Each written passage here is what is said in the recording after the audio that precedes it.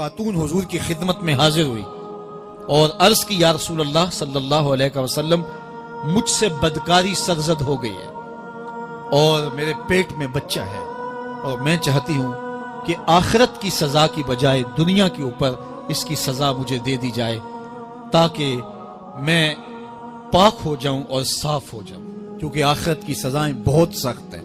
اللہ کے محبوب علیہ السلام نے جبریل امین سے ایک دن پوچھا تھا مجھے جہنم کے عذابوں کا ذکر سناؤ، تو عرض کی یا رسول اللہ صلی اللہ علیہ وسلم ہلکا ترین عذاب یہ ہے کہ جہنمی کے پاؤں میں آگ کے جوتے رکھے جائیں گے، باقی اس کے پورے بدن پہ آگ نہیں ہوگی، صرف آگ کے جوتے اس کو پہنائے جائیں گے، لیکن اس کی حدت، گرمی اور شدت اتنی ہوگی یغلی منہما دماغہ، اس کی شدت سے اس کا دماغ پگھل کر ناک اور کانوں کے ذریعے سے باہر آنا شروع ہو جائے گا۔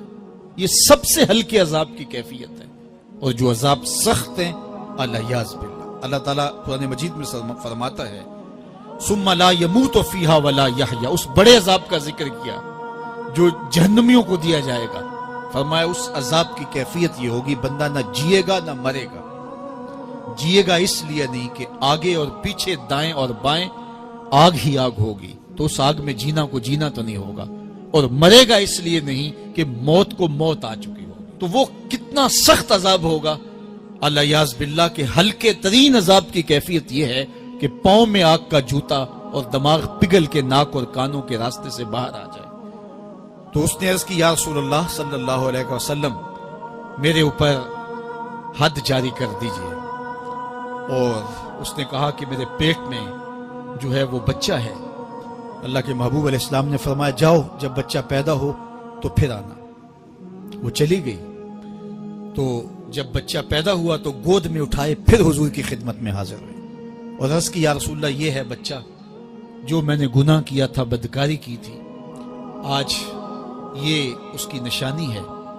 تو اللہ کے محبوب علیہ السلام نے فرمایا کہ اسے لے جاؤ اور اسے دودھ پلاؤ، اور جب یہ کچھ کھانے پینے لگ جائے گا تو پھر آنا۔ کچھ دنوں کے بعد وہ دوبارہ حاضر ہوئی اور اس نے اس بچے کے ہاتھ میں روٹی کا ٹکڑا دیا ہوا تھا اور عرض کی یا رسول اللہ دیکھ لیجئے اب یہ روٹی کھانے لگ گیا ہے۔ اللہ اکبر۔ تو اللہ کے محبوب نے فرمایا انہیں لے جاؤ اور جا کے انہیں سنگسار کر دو۔ اس کی یہ حد بنتی تھی، اس کو سنگسار کیا اور اس نے خود یہ سزا اپنے لیے قبول کی۔ تو یہ بات ذہن نشین کیجئے کہ یہ وہ لوگ تھے کہ جن سے کبھی کوئی گناہ سرزد ہو جاتا تو وہ جلد توبہ کرتے، اور اس کی بڑی سے بڑی حد اور سزا بھی ہوتی تو وہ بھی کاٹنے کے لیے تیار ہو جاتے۔ میں اور آپ دیکھیں کہ ہماری زندگی میں اگر گناہ ہیں اور ہمیں سچی توبہ کی توفیق بھی نصیب نہیں ہے اور آئندہ نہ کرنے کا عزم مصمم ہو، پکا ارادہ ہو کہ یہ گناہ زندگی میں دوبارہ نہیں کروں گا، الگ بات ہے کہ پھر دوبارہ اس سے سرزد ہو جائے، لیکن جب وہ توبہ کر رہا ہو تو اس وقت اس کا پختہ عزم ہو اور اس کے دل کے کسی گوشے میں نہ ہو کہ چلو میں توبہ کر لیتا ہوں اور پھر ہو گیا تو پھر کر لوں گا، پکا عزم ہو کہ دوبارہ یہ گناہ نہیں کروں گا۔ اور اگر زبان سے توبہ توبہ کر رہا ہو اور دل میں ہو کہ ٹھیک ہے یہ تو صبح بھی مجھ سے عمل بد سرزد ہونا ہے، تو اللہ تعالیٰ سے یہ مذاق کرنے والی بات ہے، اور اللہ تعالیٰ سے جو مذاق کرتا ہے وہ کہاں کھڑا ہے وہ خود سوچ لے۔ وہ کیا کسی نے کہا تھا کہ توبہ کی پھر توبہ کی، پھر توبہ کر کے توڑ دی، میری اس توبہ پہ توبہ توبہ توبہ کر اٹھی۔ تو ایسی توبہ نہیں ہے کہ جو رسماً کسی مجلس میں چلے گئے، کسی اجتماع میں چلے گئے تو سب لوگوں نے توبہ توبہ کی تو وہ بھی توبہ توبہ کرتا رہا، لیکن اس کا عزم مصمم پختہ ارادہ نہیں تھا گناہوں کو چھوڑنے کا، تو یہ توبہ نہیں، یہ مذاق ہے۔ اس لیے اللہ کے حضور سچی توبہ یہ ہے کہ ماں قبل کے گناہوں سے مٹی کے گھروندے پاؤں پہ بناتا ہے اور انہیں مسمار کر دیتا ہے۔ وہ کبھی آپ نے دیکھا ہوگا کہ بچے ریت میں اپنا پاؤں رکھ کر کے اوپر سے ریت تھپک لیتے ہیں اور پھر پاؤں ہولے سے نکال لیتے ہیں، بچ جائے تو بڑے خوش ہوتے ہیں، اور جب کھیل ختم ہو جاتے ہیں تو اسے گرا دیتے ہیں اپنے ہاتھوں سے۔ بہلول بھی اسی شغل میں لگا ہوا ہے، بہلول یہ کام کر رہا ہے، گروندے بناتا ہے گراتا ہے، گروندے بناتا ہے گراتا ہے۔ بادشاہ گزرا، پوچھا بہلول کیا کر رہے ہو؟ ہنس کے کہا جنت کے مکان بنا رہا ہوں۔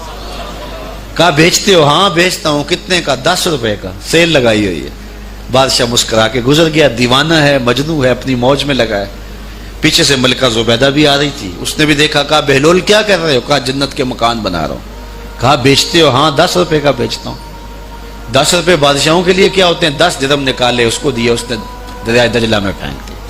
فقیر اتنی دیر تک فقیر نہیں بنتا. داتا صاحب فرماتے جب تک مٹی کا ڈھیلا اور سونے کی ڈلی اس کی نظر میں برابر نہیں ہو جاتا. اور ایک مکان کے گرد, ایک وہ گھروندے کے گرد دائرہ لگایا. کہا یہ تیرا ہوا.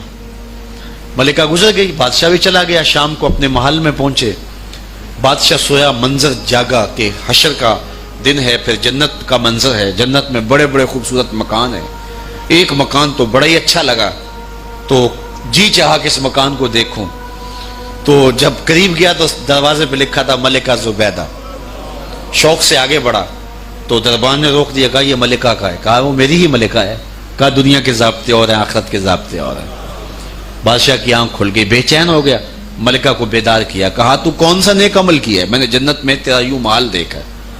ملکہ کہنے لگی وہی معمول کی نمازیں, وہی سب کچھ, کوئی نیا کام تو میں نے کیا نہیں. ہاں یاد آیا, کل گزر رہی تھی, دجلہ کا کنارہ تھا, وہ جسے لوگ مجذوب کہتے ہیں, وہ جو دیوانہ کہلاتا ہے, وہ بہلول, وہ جنت کے محل کہتا تھا, وہ بنا رہا. میں نے کہا چلو کوئی بات نہیں, فقیر ہے, 10 روپے کیا ہوتے ہیں.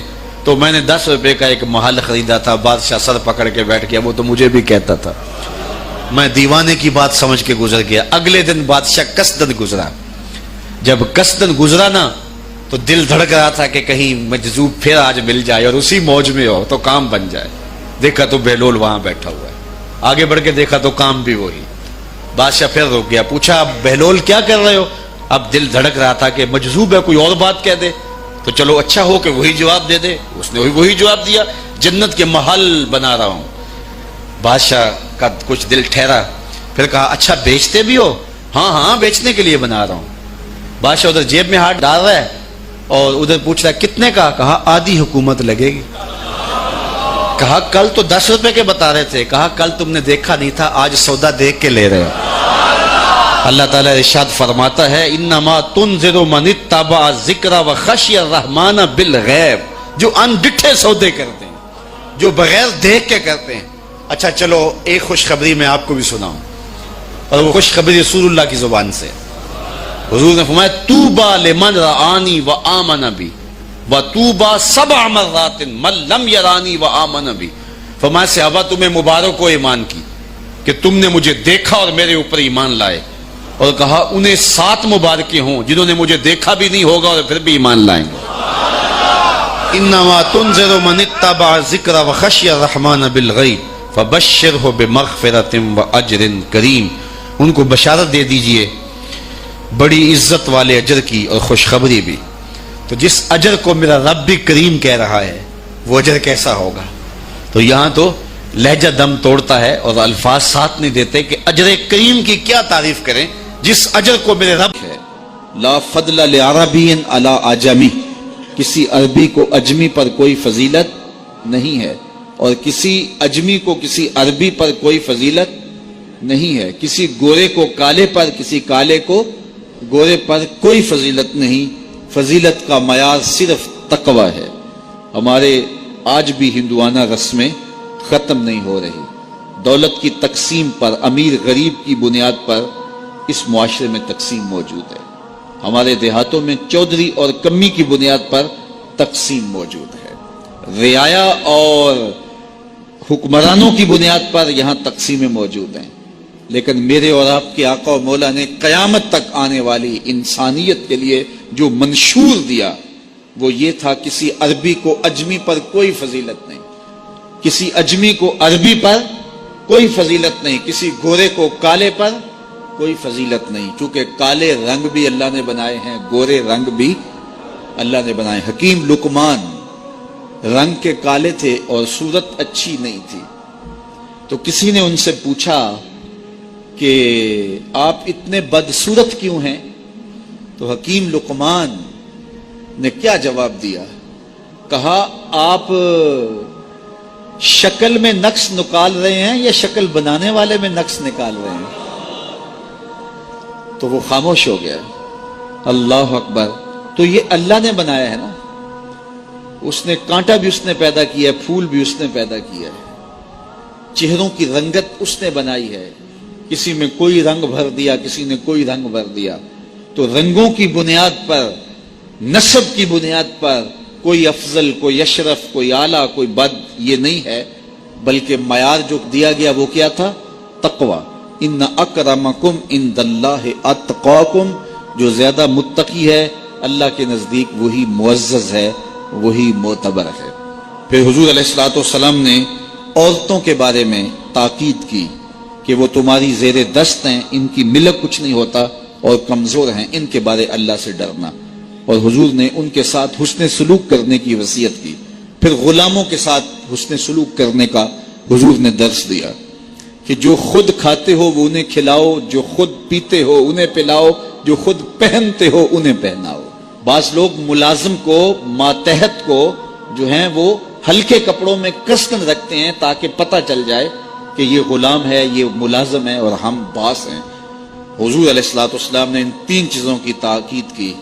پھر حضور نے ہمسایوں کے حقوق کے حوالے سے بات کی, اور صحابہ فرماتے ہیں کہ اتنی بار حضور نے تاکید کی کہ ہمیں یہ گمان ہوا کہیں وراثت کے اندر حقدار نہ ٹھہرا دیا جائے. تو ہمسایوں کے حقوق کے حوالے سے حضور نے تاکید ارشاد فرمائی. پھر حضور نے 3 باتوں کی تاکید فرمائی. پہلی بات, عمل میں اخلاص پیدا کرو, چونکہ عمل کا خلوص ہی قبولیت کا سبب و ذریعہ ہے. اگر عمل میں خلوص نہیں تو کچھ بھی پلے نہیں ہے. دوسری بات, حاکموں کو وصیت کرنا, جو بادشاہ وقت ہوں, حاکم ہوں, ان کو خیر کی بات کہنا, ان کو بتانا, ان کا قبلہ درست کرنے کی کوشش کرنا, یہ ذمہ داری ہے قوم کے اوپر. تیسری بات کی حضور نے یہ وصیت فرمائی, لزوم و جماعت المسلمین, مسلمانوں کی جماعت سے الگ نہ ہونا, الگ الگ ٹولیوں میں نہ بٹنا, لابیاں نہ بنانا, گروہ بندیاں نہ کرنا, جماعت کے ساتھ جڑ کے رہنا, فرقہ بندی سے بچنا اور جماعت وحدہ کا ساتھ دینا. حضور نے فرمائی, تابع السواد الاعظم فإنہ من شذ شذ فی النار, جو بڑی جماعت ہے, سواد اعظم ہے, ان کے ساتھ رہنا, جو ان سے بچھڑ گیا وہ جہنم میں ڈالا جائے گا. در ماہی دا چھوڑی ناہی, نہیں تے ہو جاویں گا روگی, جیڑی بکری اجڑوں وچھڑی او بگیاڑا جوگی. اس لیے لزوم و جماعت المسلمین, مسلمانوں کی جماعت کے ساتھ قائم رہنا. پھر حضور علیہ الصلوۃ والسلام نے فرمایا, اے امت مسلم